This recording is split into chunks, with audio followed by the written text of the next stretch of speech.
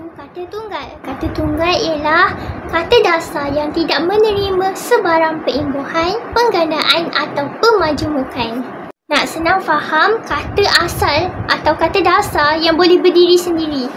Macam saya ajar sebelum ni, dia tidak perlu menerima sebarang perimbuhan. Dia still ada maksud perkataan tu. Contohnya perkataan makan. Dia tak payah tambah imbuhan, dia still ada maksud makan tu. Dia boleh berdiri sendiri. Ciri-ciri bagi kata tunggal ialah dia tiada penggandaan. Tak perlu jadi makan-makan sebab dia boleh berdiri sendiri. Still ada maksud makan tu. Lepas tu dia tiada proses perimbuhan seperti tambah imbuhan awalan, akhiran, sisipan atau apitan.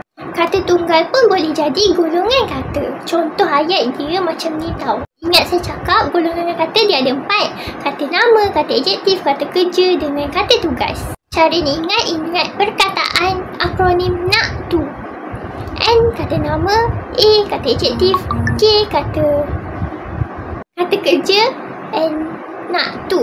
Tu ialah kata tugas. Contoh kata tunggal yang boleh jadi golongan kata seperti rumah. Rumah tu kata nama. Apa lagi? Buku, meja tu kata nama. Kalau macam makan, tidur, lari tu kata kerja. Dan lain-lain contoh ada pada slide ini. Bila sesuatu kata tunggal, dia tambah juga imbuhan. Boleh tambah imbuhan kan? Tapi tu bukan kata tunggal. Bila tambah imbuhan, dia jadi kata terbitan atau kata ganda. Contoh kata tunggal bunga, tu kata tunggal. Tapi bila tambah imbuhan berbunga, tu jadi kata terbitan. Contoh lain, kata tunggal bunga, lepas tu kita gandakan dia jadi bunga-bunga. Tu bukan kata terbitan, tu bukan kata tunggal dah. Tu kata ganda.